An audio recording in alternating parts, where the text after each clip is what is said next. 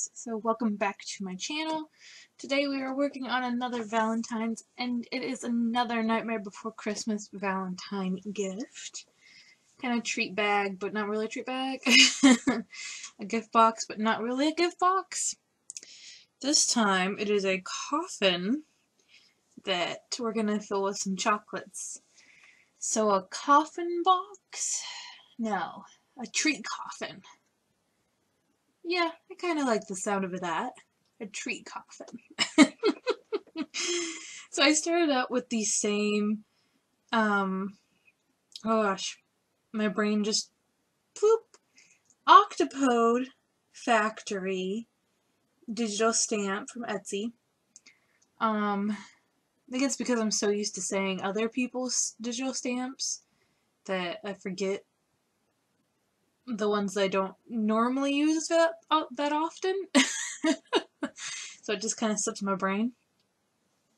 Plus, it seems like all of the digital stamps that I tend to buy start with a B. Like the name of the company. I don't know. Weird how that works out. But anyways, this one is from the Octopode Factory. And we made the mason jar gift jar. They're just so awkward to say because there's not really, because it's not a gift box, it's not a treat bag, it's a mason jar that's filled with yummy chocolates. But I started out with the same Copic markers, well, not Copic, but alcohol markers. The Arctic Blue, Lipstick Red, Crimson. Ooh, I think that's, no. Oh gosh, I'm gonna butcher this. I'm gonna grab it real fast. Geranium? Yeah, that one. And then a few shades of cool gray, and that ended up working out really well for all of the different bits and pieces that I needed colored on that image. Like her skin, the hair, the heart, his eyes, and the bow tie and his suit. And then I did the same thing with the layering of just some cardboard that I cut out with the scalloped hearts, and then some paper to go along with that. And now here's the coffin that is just from Michael's, from the Halloween section. I bought this in Halloween, during Halloween time. I don't know if you can get them again. Maybe try Amazon? You might be able to find them there. But I just took some of the chic Halloween. I honestly don't remember what the actual stack is called. I just always call it my chic Halloween paper. So, I don't know what that's called. I should actually look that up sometime. Because I forget now what it's called. I've been using it for 2 years now, I think. And then I got some pearly, glittery purple, and I am painting that all on. I try to stay away from the closures and the hinges, so that way it doesn't paint over and it's stuck. I wasn't too careful. I mean, I wasn't precise about it. I didn't really think it mattered too much if a little bit of purple got on there, as long as the whole thing wasn't covered in paint. And I just did all the sides, let that dry, did the inside, let that dry, and then I made myself a mixture of glue and water, which essentially is just Mod Podge if you are not comfortable with making your own kind of mixture.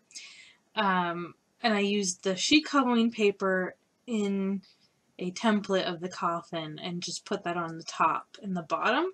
So that's why I didn't paint the top and the bottom. Or at least I don't think I did. Gosh, now I don't remember. Why would I paint the bottom and the top, though, if I'm just going to stick paper on it? But anyways, I Mod Podged the paper down to the top and the bottom with some more with the glue and water mixture, and I ended up adding a little bit of the purple paint in with that mixture, just so that the paper has a little bit of a tint to it, so that it wasn't completely pop in your face. It kind of blended in with that purple a little bit better, and it was glitter, so it, looked kind of cool. So I'm just continuously painting. There is a lot of painting here. I did bring out my why can't I think of the names of things today? My hot tool, my embosser. Oh my goodness. My heat tool. Oh my gosh, I even have it right next to me. What is it called? Yeah, it's just a heat tool. Embossing heat tool. Oh my goodness, you guys. I ended up hurting my arm. What was it, yesterday? No. It was Tuesday. And, my brain has just been scatterbrained all week. It's like I'm just... my brain's not even here. And it was hard to focus on... I'm getting, into different videos now, but it was hard to focus on my reading, because I'm reading a book a month, and it's hard to focus on my book when my arm's, throbbing in pain. I had to go to the store and get some Biofreeze today. But anyways, that's why I'm so scatterbrained this week. But I've ended up being able to make a few projects without it, hurting too badly. So, and I'm taking it easy. Don't worry, guys. All right. So off with my rant of being scatterbrained, and back to the project in hand. This is the glue and water and paint mixture.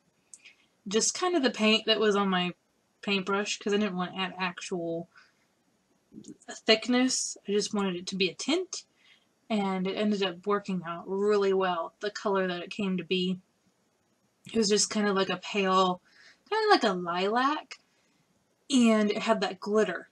So it didn't overpower the design. Oh gosh. Hiccup. The design from the chic Halloween paper, which was awesome, because I really loved how this gold popped. And when we start to actually design it, put things on top of it, that gold really stands out, and it looks so good. So I just keep going through and adding layers of this Mod Podge DIY mixture, and I rough down the edges.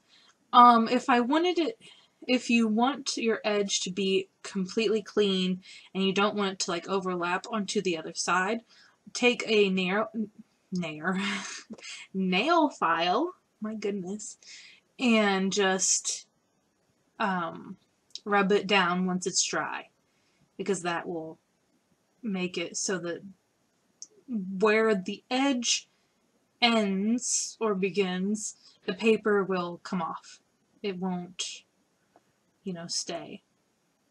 And you won't have to have it overlap onto the next side of the coffin. I hope that makes sense.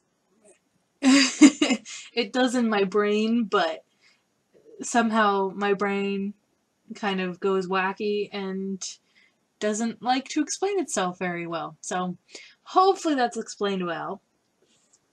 Well enough that you can kind of understand what I was saying there.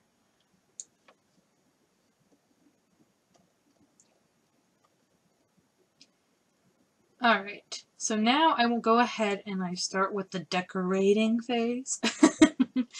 And if you remember from the mason jar video, I say remember oh, it's so long ago. It was only a week ago or so. But we did the purple flowers from the Halloween stuff that I made, and I just bunched it up. And this time I made it a little bit, not floofier, but like fuller. I didn't scrunch it down as much, so it's a lot bigger than the mason jar one.